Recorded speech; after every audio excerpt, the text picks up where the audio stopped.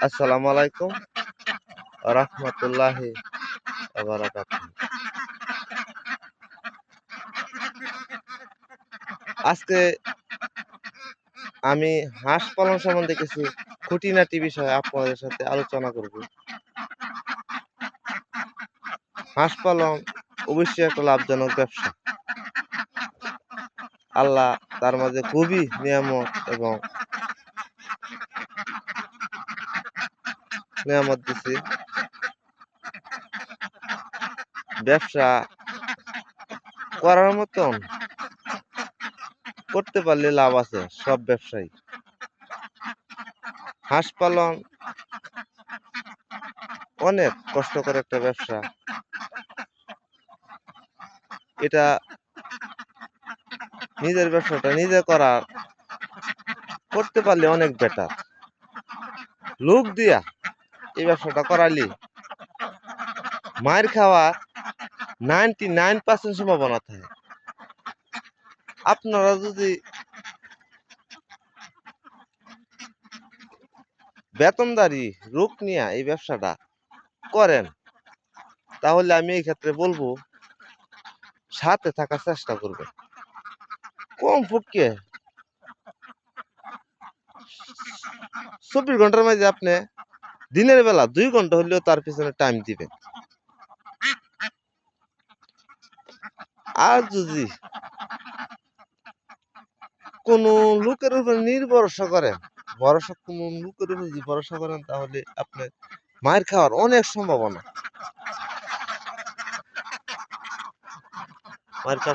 আছে। তাই আমি বলবো আপনারা চেষ্টা করবেন হাঁস খামার করলে নিজে নিজে করার জন্য। আর যদি বেতনদারি রূপ লাহেন তাহলে আপনারা সাথে থাকার চেষ্টা করবেন। আর যদি বাবু করি ঘোরাফেরা করেন তাহলে মায়ের খাই রয়েছে। যেমন আমি আছি, লোকের উপর কোনো ভরসা করতে পারি না। দেখা গেছে তারা টাইম টু টাইম খাবার দিল না, তাদেরকে দেখভাল করলো না, যেটা করার দরকার এটা করলো না, কোনো একটা বেজাল লাগাই দিচ্ছে। ভাই আসলে মায় সাংঘাতিক হয়। আপনি যদি তারে এক বেলা খাবার কম দেন বা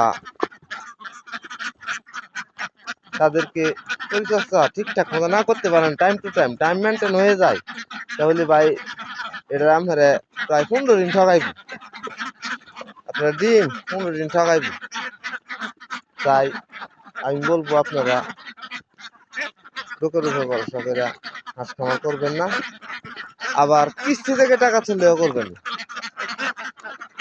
এটা একটি হালাল পন্থীর ব্যবসা, এটা একটি হালাল ব্যবসা। আপনারা চেষ্টা করবেন নিজে নিজে করার জন্য।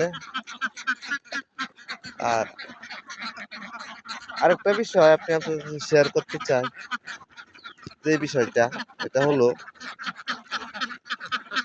আমার হাঁস একটা না 6 মাস বাবদ ডিম দিতেছে। তাদের শরীরে আমি অনেক কিছুরই অভাব দেখা দিতেছে। ডিমের প্রোডাকশন ছিল 95%, তারপর 90%, তারপর 85, এখন 80% প্রোডাকশন। তাদের শরীরে বহুত ভিটামিন ঘাটতি আছে এবং আবহাওয়া খুবই প্রায় 40-42 ডিগ্রি তাপমাত্রা। এই তাপমাত্রার মাঝে হারারও খুব কষ্ট, তাদের হাঁসের খুব কষ্ট। তাপমাত্রার মাঝে হাঁস টিকতে পারে না। তবু এই হিসাবে আল্লাহ আমার অনেক ভালো রাখছে। আমার তো এখানে কোনো ছায়াযুক্ত আছে জায়গা, কিন্তু অত বেশি না। এই অনেক পাতলা পাতলা দেখা যায় কলা গাছ। প্রায় একটি কলা গাছের দূরত্ব প্রায় 3 মিটার দূরত্ব। অল্প কিছু আমার থাকে এখানে, এই যে কচু গাছের ভিতরে, কলা গাছের ভিতরে। জাবজুর আমি কাটছি না, জাবজুরটা আমি কাটছি না, না কাটার জন্য এই জাবজুরের ভিতরে আয়া রোকাইতে পারে হাঁসগুলা, এই কারণে আমি কাটি নাই। আর সাইড ফাইড দিয়ে দেখেন আপনারা কত সুন্দর দৃশ্য, কলা গাছ টলা গাছ আছে। এখানে মাছ চাষ আছে অল্প কিছু, আরো সামনে আমি মাছ চাষ করার বারেবার পরিকল্পনা করছি মাছ চাষ সামনে করবো আমি।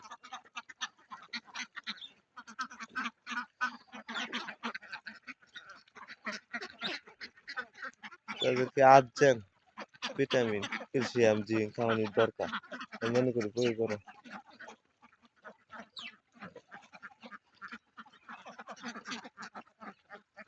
এটা বন, অনেক বড় বন। আমি এখানে হাঁস পালন করি, দেখেন আমার দিকে।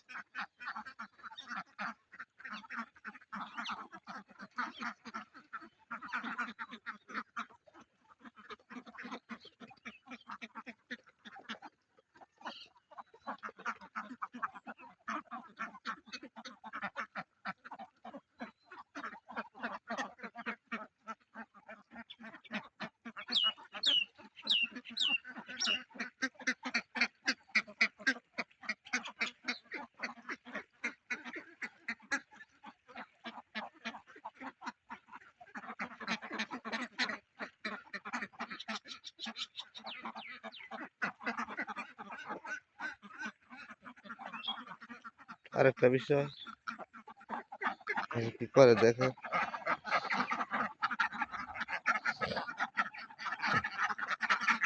তারা ডিম দেখা যাচ্ছে যে ঘরের সময়ে ডিম ঘরে না দিয়া দেখা যাচ্ছে এখানে সময় তারা ডিম আমার হাতে খাবার কি করছেন লিয়ার লিয়ার অন বাচ্চা দিয়েছে আমার হাত থেকে দেখে। এই খাবারের নাম লিয়ার লিয়ার অন। এই খাবারটা আমি দিয়ে হাঁসকে, এই খাবারটা যদি আপনারা হাঁসকে দেন তাহলে আপনারা একটা না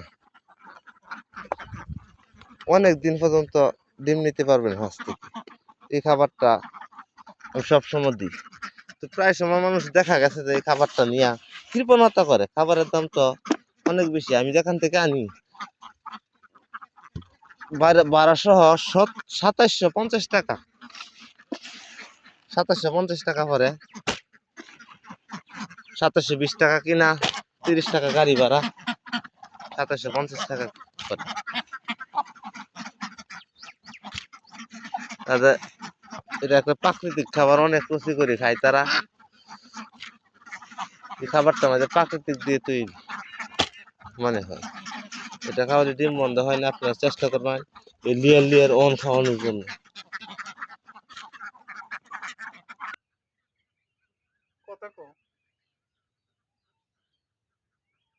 95% ডিম ছিল, এখন আমার ফার্মে মোটামুটি ডিম বিক্রি করে লাইছি, আজকে বিক্রি হয়ে গেছে, অল্প কিছু ডিম রয়ে গেছে।